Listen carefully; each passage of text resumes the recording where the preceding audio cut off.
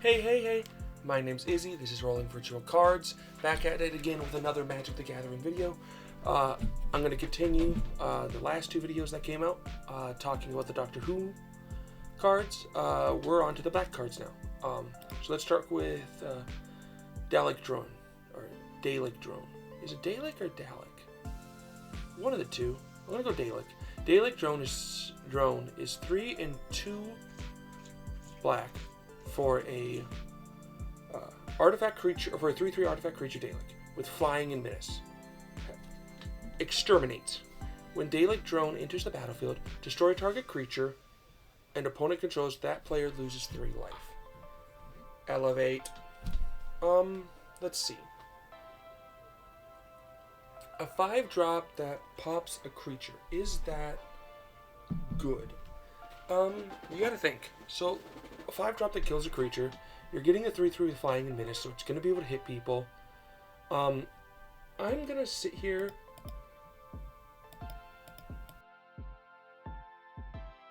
And say that I think this is actually a pretty decent card.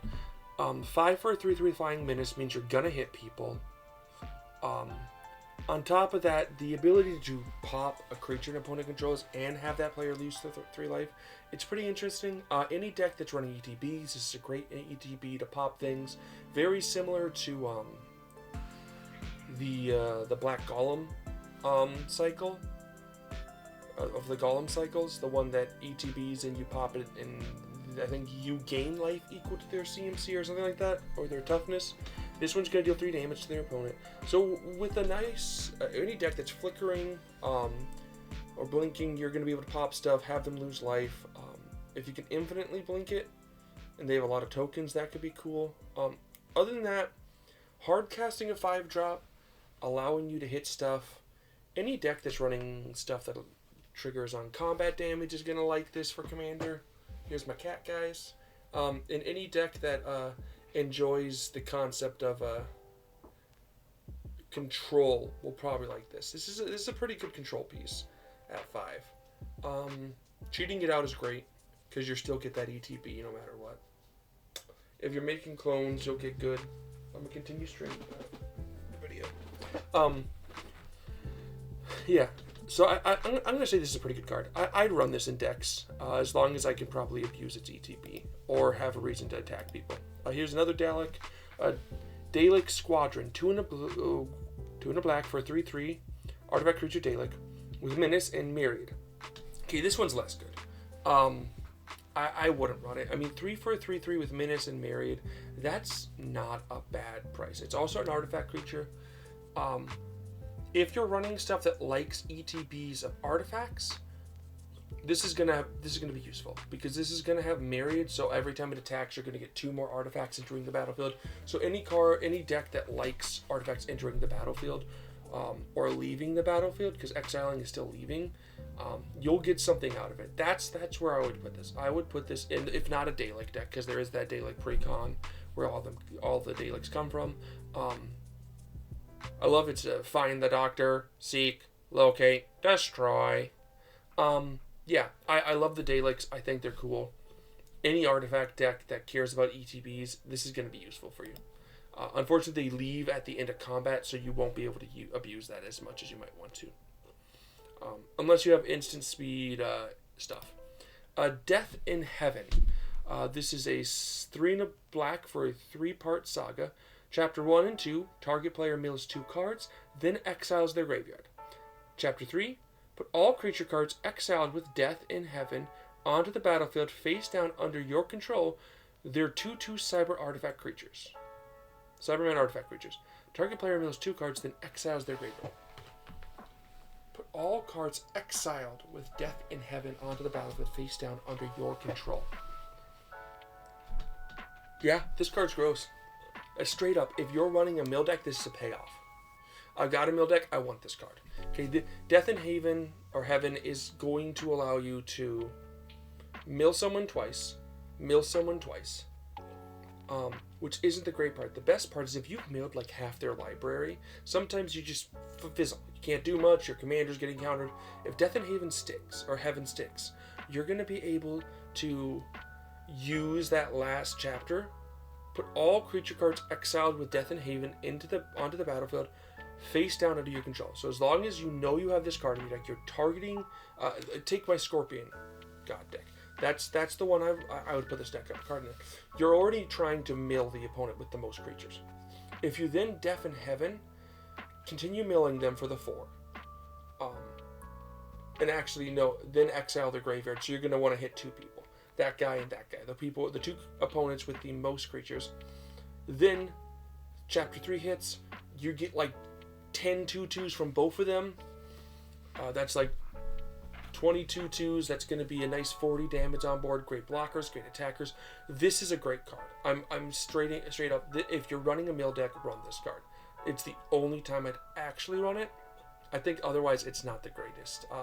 A good silver bullet against decks that are trying to mill themselves.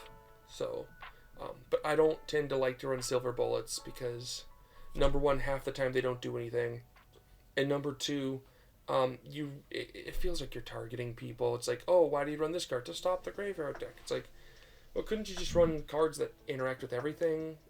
Why do you have to hate on the graveyard deck? Now the graveyard deck can't even function. Like, if you've ever ran a self-mill deck and you've had someone play Bajuka Bog on you, it doesn't hurt as much. It can hurt. But like if you've ever had someone play Rest in Peace? Is it Rest in Peace? I think that's the one. The white enchantment that exiles all graveyards and keeps stuff exiled. You just sit there going, I can't play the game. At least with this one, it's more like the Bajuka Bog where it's like a one-time thing. Cool. It's that constantly hating on them that's just sad. Doomsday Confluence. XX black for a sorcery. Choose X. You may choose the same mode more than once. Okay. Each player sacrifices a non-artifact creature. Create a 3/3 black Dalek artifact creature token with menace. Each opponent discards a card. Okay, this card's pretty useful. I like this. So, I don't think it's for every deck, right? But you're gonna be seeing like a nice like. Okay, so for 3, you only get to choose 1, and I think 3 making each opponent sacrifice a creature, that's worth it. 3 making a 3/3, I don't think that's worth it. Although that is the equivalence of the Dalek with menace. And 3 to make each opponent discard 1 card isn't really worth it either. Again, 3 to make each player sacrifice a non-artifact creature. That's great, especially if you're running an artifact creature-based deck or not a heavy creature-based deck in the first place or one that you don't care about sacking stuff. The next level up is at 5. At 5, you'll be getting 2 of these, and you can choose the same one. You can clear the field, making each player sacrifice 2 non-artifact creatures. That's pretty useful. Make 2 3/3s. Again, I just don't like that. Make each opponent discard 2 cards. Still, I think you just choose the sacrifice most of the time. When does it become useful for the other 2? Like, okay, you want to choose 1 of each. You're looking at 2, 4, 6. You're looking at 7. So at 7, you've got like this nice. Everyone sacrifices 3 things, getting 3 3/3s with menace, making each opponent discard 3 cards, or any combination of those. Clear the field out, make a guy. I think it's 7 is when this thing starts paying off. It's either basically a board wipe, a sacrifice-based board wipe, mind you, that could just not affect you if you're running an artifact deck. Making 3 3/3s with menace, if your deck likes combat damage or combat triggers, that's going to be useful. Even in something like a Saskia deck, because you're going to get like 3 3/3s there. The following turn, they have menace, so they're going to be able to hit someone and deal that extra damage. And each people discarding a card, each opponent. If you get to that to 3, it's still their choice. I don't like that.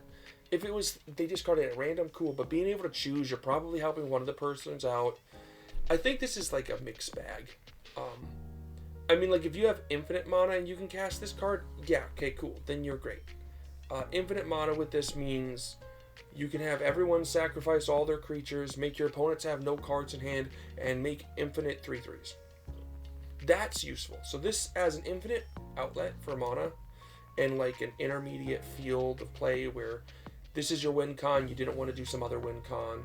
It's flavorful because you're running an artifact deck. This going, here's my 10,000 Daleks. I pass. Stop me. Or here's my 10,000 Daleks. I'm going to sack them all to kill you guys. I like that. I like this as a win con.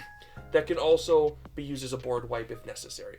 If it was an instant speed, I could see this even better because making those 3/3s as blockers is cool. But at sorcery, win con is a pretty good thing. Exterminate. 2 and a black for a sorcery with replicate. To replicate, tap and untap Dalek you control. Destroy target creature. Its controller loses 3 life. So this is a 3-drop classic removal spell in the form of the Dalek creature. And if you tap a Dalek, you can copy it. So this card's great in a Dalek deck and no other deck. Or, now that Daleks are card types, if you can turn all your creatures into Daleks with something like, I don't know, a changeling effect, that's when this card becomes fun. Like if you're running away like changelings to turn stuff away, make everything Daleks, Exterminate's great. Otherwise, run it in your Dalek decks. But I could see this coming up. What's the changeling? The white changeling that you pay X and everyone's power and toughness become X. Base power and toughness become X, and then changeling morph or something. I don't remember. And then with that, you could do that. You can make them all 1/1s for all I care. If you got like 10 creatures, 3. Kill everything. And making your opponent lose life. That's the good part. I love that part. Yeah, so I like it. I think it's flavorful in those decks. Again, no cards here beat the white cards so far. Feed the Swarm is a reprint.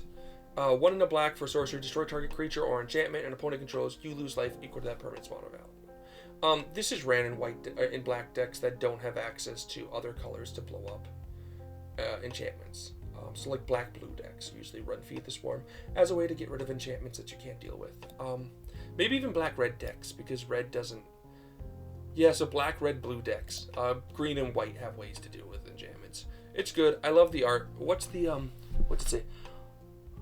All it took was a little time, and all for this to go beyond any one universe, to find division, to get revenge on those who impressed us so long ago, to take them all. That's cool. I don't know what that's a reference to in the show. Obviously it's one of the bad guys. I need to watch the show. Honestly, I'm reading these cards makes me want to watch the show. If I could take anything from this, Genesis of the Daleks, 4 and 2 black for a 4-part saga. Parts 1, 2, and 3 each create a 3/3 black Dalek artifact creature token with menace for each lore counter on Genesis of the Dalek. That's pretty good. Even in a non-Dalek deck, in an artifact-centric deck, or a token-centric deck, you're going to get 1, then you're going to go up to 3, then you're going to go up to 5. Or sorry, 6. That's fantastic. And if you're doubling it, that's 2. Then the next turn you're going to get 4, so you'll be at 6. The next turn you're going to get 3, so you'd get another 6. That's 12. If you could double them. Artifact decks love this. Token decks love this. Dalek decks love this. Last part, part 4. Target opponent faces a villainous choice. Destroy all Dalek creatures, and each of your opponents loses life equal to the total power of Daleks that died this turn. Or destroy all non-Dalek creatures. So, at minimum, if you have nothing else, and you make the total of 6 Daleks, each of your opponents loses life equal to the total power of Daleks. So that means they would be losing 3 times 6 is 18. They'd all lose 18 life. That's a pretty good damaging move. Or you keep your stuff. I don't think you ever don't choose that unless you target an opponent who has 18 or less life.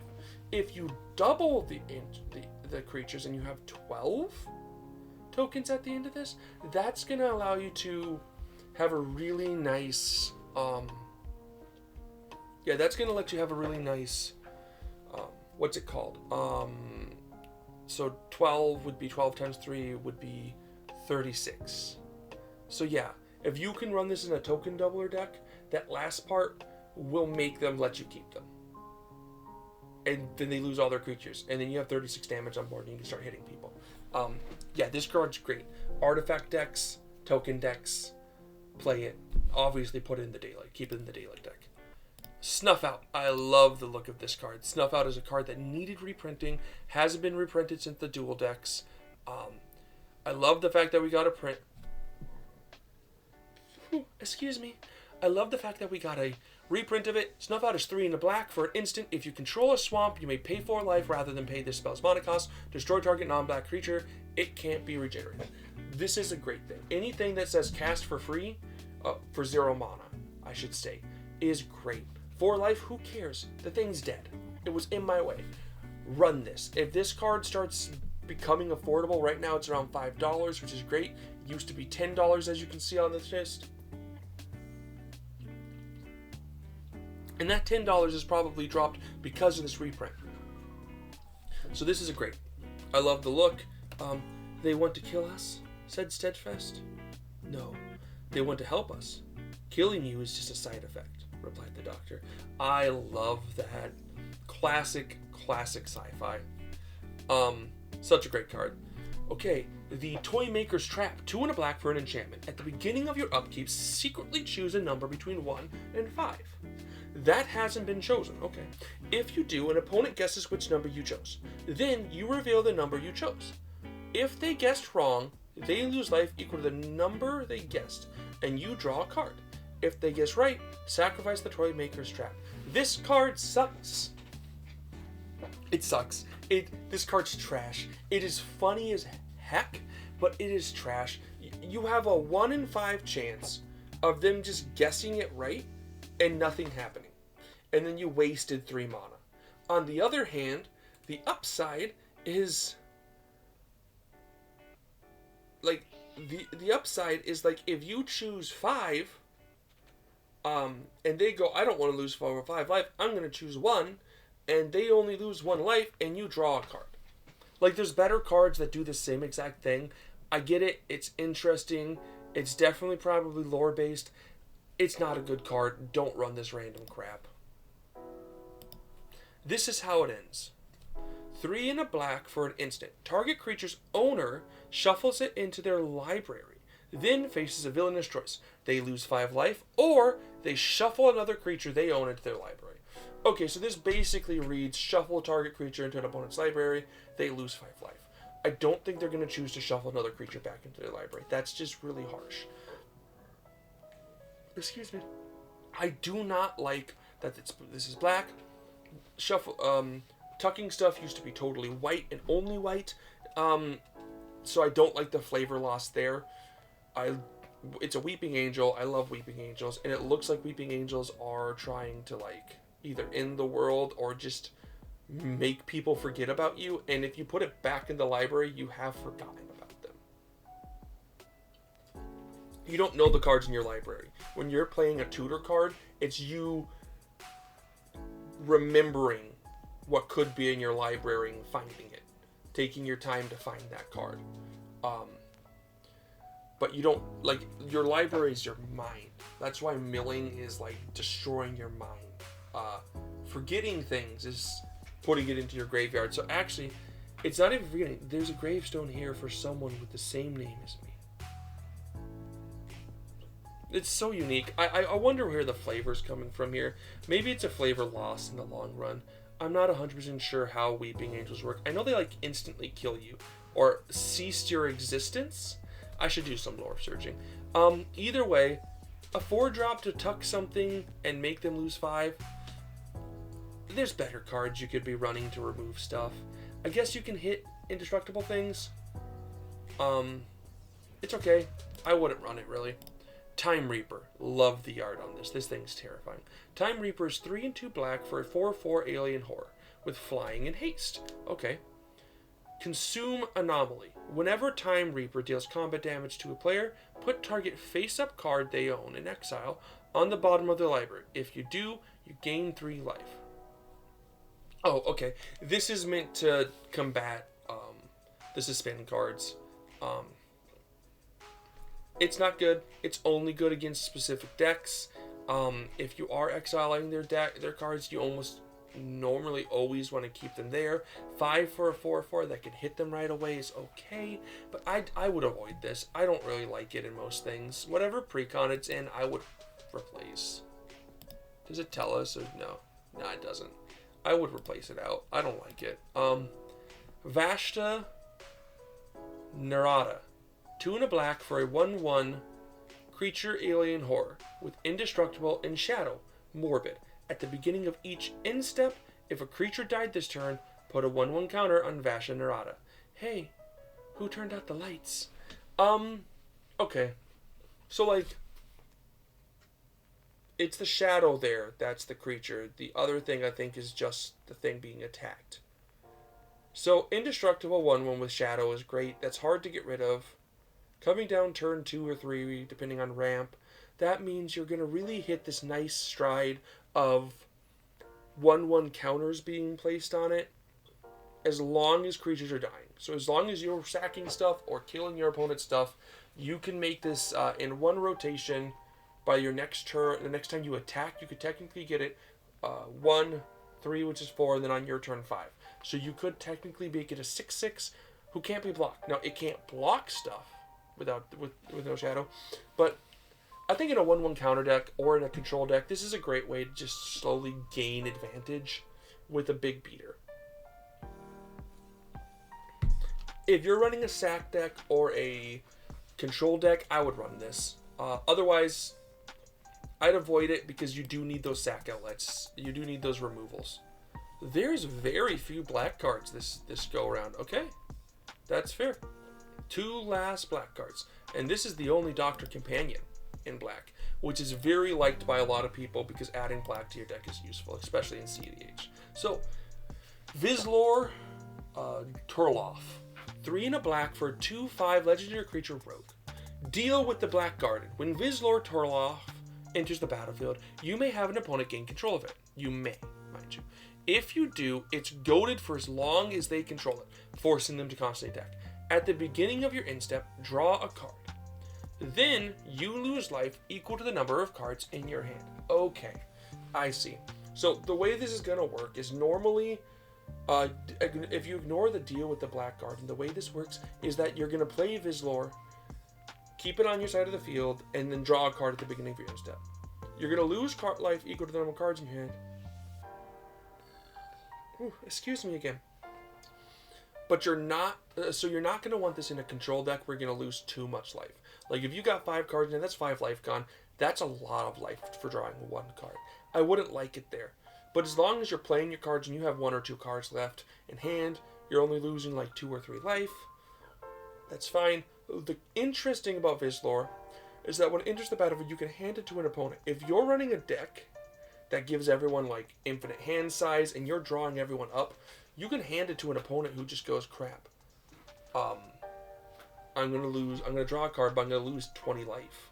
Like, that's interesting. That concept is great. Any doctor that, like, if there is a group hugs doctor, you're going to love that there. Otherwise, this just gives you black, and none of the doctors, I think, have black in them, so it's the only way to get it. It's why they made it. Also, I mean, it makes sense for the character, I believe. Last one, Wound Reflection. This is a reprint that should happen. 5 and a black for an enchantment. At the beginning of each end step, each opponent loses life equal to the life they lost this turn. It's just good. It's a great card. I love this card, honestly. It really does just scream, hey, you lost life, lose more life. Oh, I dealt 10 damage, you actually lose 20. Lose 10 more. So, yeah, I love it. I love the art. What's its final thing? It's good to know I haven't lost my touch, said the master. You deserve my best, replied Missy. Oh, the master has the, yeah, I like that. That's cool. Okay, that is the black cards.